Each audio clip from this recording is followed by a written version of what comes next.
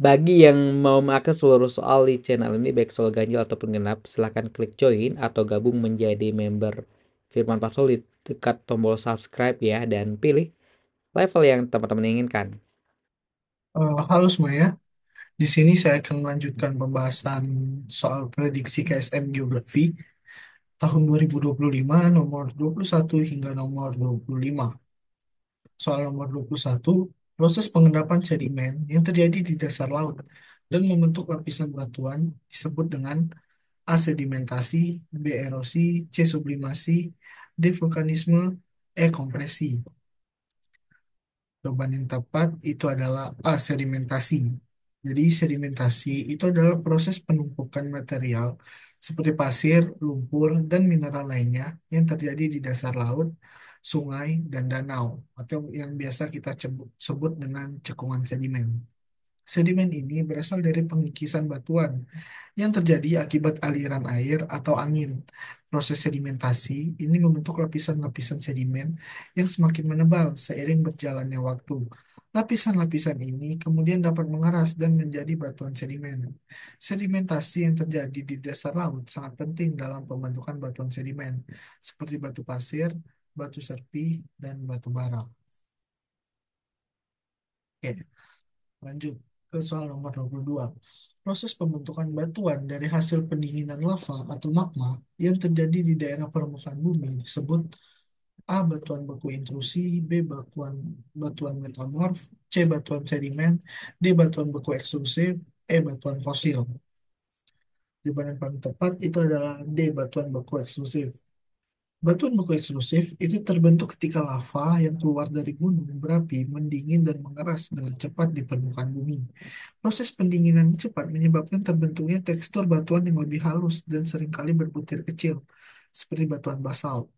Sebaliknya, batuan beku intrusi terbentuk ketika magma mendingin perlahan di bawah permukaan bumi, membentuk batuan seperti granit yang memiliki tekstur kasar.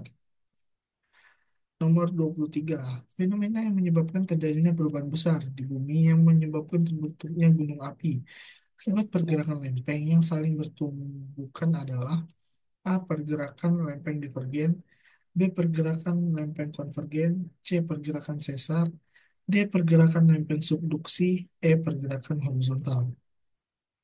Jawaban yang tepat itu adalah B. Pergerakan lempeng konvergen. Pergerakan lempeng konvergen terjadi ketika dua lempeng tektonik bertumbukan dan menghasilkan fenomena geologi besar. Salah satu lempeng dapat menyusup ke bawah lempeng lainnya atau subduksi, yang menyebabkan terjadinya gempa bumi dan pembentukan gunung api. Proses ini terjadi di sepanjang jalur subduksi, seperti yang terlihat di cincin api Pasifik, di mana lempeng samudra bertumbukan dengan lempeng benua, menghasilkan gunung api yang sangat aktif. Nomor 24. Proses yang menyebabkan terjadinya perubahan suhu global yang dapat mempengaruhi pola iklim dan cuaca secara signifikan adalah A. Efek rumah kaca, B. Depresi ozon, C. Pencemaran udara, D. Perubahan iklim, E. Pemanasan global. Jawabannya adalah E. Pemanasan global. Pemanasan global merujuk pada peningkatan suhu rata-rata permukaan bumi akibat peningkatan gas rumah kaca di atmosfer, seperti karbon dioksida dan metana.